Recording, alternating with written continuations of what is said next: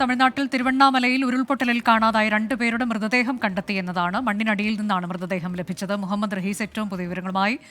റഹീസ്, ഒരു കുടുംബത്തിലെ 7 പേരെ കാണാതായി എന്നതായിരുന്നു. അതിൽ 2 പേരുടെ മൃതദേഹം ലഭിച്ചു എന്നാണോ? ഇപ്പോൾ മരണം 13 എന്നത് 15 ആക്കി മാറ്റാൻ കഴിയുമോ? മറ്റുള്ളവർക്കായുള്ള തെരച്ചിൽ എങ്ങനെ? ഈ മരിച്ചവരെ തിരിച്ചറിഞ്ഞിട്ടുണ്ടോ?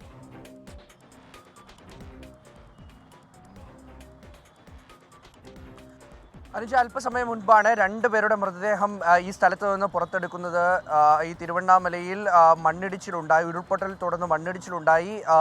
ഈ ഒരു വീട്ടിലേക്ക് വീഴുകയായിരുന്നു. രാജ്കുമാറിൻ്റെ കുടുംബം, അദ്ദേഹത്തിൻ്റെ 2 മക്കളും ഭാര്യയും ഒപ്പം തന്നെ ജ്യേഷ്ഠൻ്റെ 3 മക്കളും അടങ്ങുന്ന 7 പേരെയാണ് കാണാതായത്. അതിൽ 2 പേരെ ഇപ്പോൾ എന്തായാലും അവരുടെ മൃതദേഹം കിട്ടിയിരിക്കുന്നു എന്നുള്ള ദുഃഖകരമായിട്ടുള്ള വാർത്തയാണ് വരുന്നത്.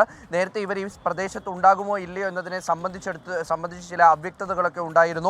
ഇവരെ ഉച്ചയ്ക്ക് ശേഷം വീട്ടിലാരും കണ്ടിരുന്നില്ല. അതിനുശേഷം വൈകിട്ടോടു കൂടിയാണ് മണ്ണിടിച്ചിലുണ്ടാകുന്നത്. ഏകദേശം മണ്ണിടിച്ചിലുണ്ടായി 24 മണിക്കൂർ കഴിയുകയാണ്. ആ മണ്ണിടിഞ്ഞ് ഇവരുടെ വീടിന് മുകളിലേക്ക് പൂർണ്ണമായും വീഴുകയായിരുന്നു. ഇപ്പോൾ കിട്ടുന്ന ഏറ്റവും പുതിയ വിവരം അനുസരിച്ചാണെങ്കിൽ ഒരു ആൺകുട്ടിയുടെ മൃതദേഹം കണ്ടെത്തിയിട്ടുണ്ട്.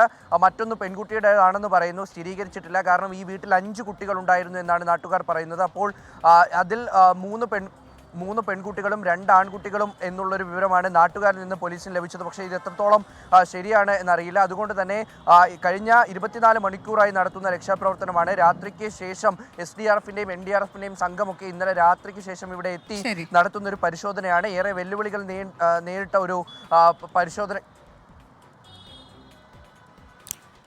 തിരുവണ്ണാമല ഉരുൾപൊട്ടലിൽ കാണാതായ 2 പേരുടെ മൃതദേഹം കണ്ടെത്തിയിട്ടുണ്ട്. അത് 2 കുട്ടികളുടേതാണ് എന്ന വിവരം അത് സ്ഥിരീകരിച്ചിട്ടില്ല. ഞങ്ങളുടെ പ്രതിനിധി മുഹമ്മദ് റഹീസാണ് വിശദാംശങ്ങൾ നൽകിയത്.